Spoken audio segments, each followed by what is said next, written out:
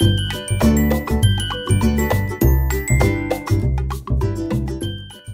guys, and welcome back to another Meet My Foliage Family. Today we're going to be talking about the Monstera Deliciosa. That is the scientific or Latin name, commonly known as, well, I guess just the Monstera, but some people also know it by split leaf philodendron. Why is it called the split leaf philodendron? Well, because their leaves eventually, when they get more mature, will develop splits. That is just one.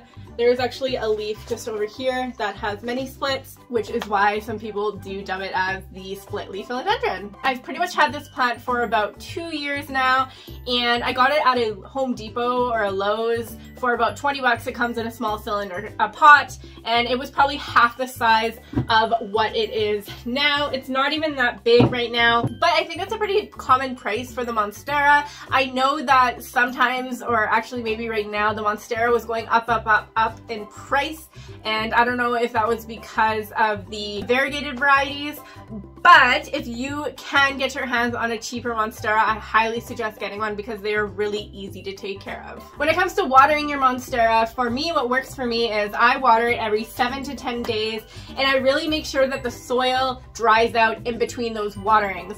With that being said, in the summer months, with the summer heat and the sun, that might dry out the soil a little quicker, so you might have to water it every maybe 6 or 7 days. Just definitely keep an eye out on the soil. If it's still wet, then just let it be for another 4 to 5 days. And with that being said, in the winter time, the sun isn't as strong, so I actually go at least 7 to 14 days in between my Monstera waterings. When it comes to the lighting of your Monstera Deliciosa, in my opinion, the Monstera does not want to see the sky. It does not want direct sunlight.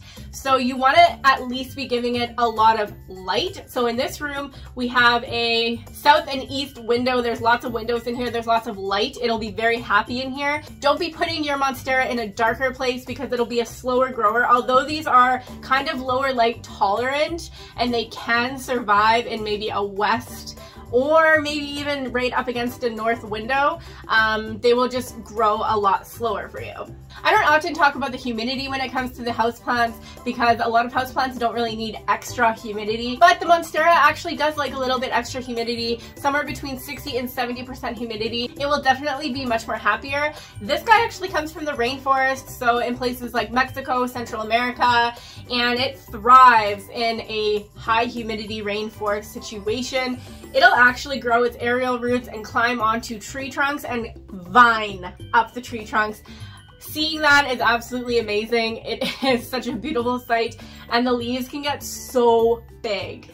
Not just the leaves can get so big, the Monstera itself can grow to 10 to 15 feet. So if you have high ceilings in your home and bright lit area, you 100% need a Monstera Deliciosa in your life.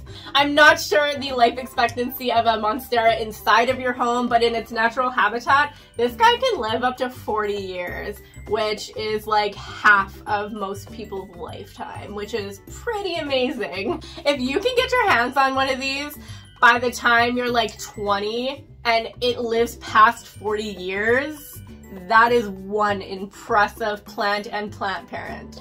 When it comes to propagating the Monstera, pretty easy. Most commonly it's by the node, as long as your plant is big enough. A node is where the roots will grow and a new leaf will produce. It's kind of like a notch in the stem. Or if your Monstera is big enough, you could split it up. It is grown with roots, so you can literally just take it out of the pot, split it up down the center or however big your plant is, and then put it in a new pot. You could also air layer, but that's like a whole different world. If you know about that, you could air layer your Monstera as well. Most people think that the Monstera does not bloom because people have them for so long and never see the plant bloom. But in fact, that is untrue. Monsteras do bloom, and it is very uncommon and rare. The likelihood of your Monstera in your indoor space flowering is very unlikely, which is why a bloom on a Monstera is very rare. But in its natural habitat, it's very common, and the fruit is edible. Linked down in the description is a quick 1-minute short all about the Monstera fruit and the medicinal ways people in the past have used the Monstera to cure certain diseases. Why do I have this plant? Where did I get it?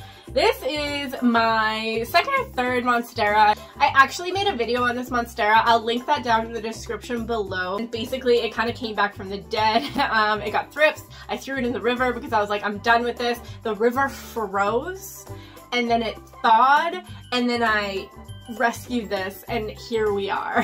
Alright guys, we have made it to the end of the video. Now I need your help with naming this guy. Please leave your suggestions on what I should name my Monstera. He isn't that big. He's pretty big to me, but he's pretty happy and healthy other than his leaves being needing to be cleaned. Whichever name I pick, I will pin that comment to the top of the comment section. And I'll see you guys in the next video. XOXO and then bye!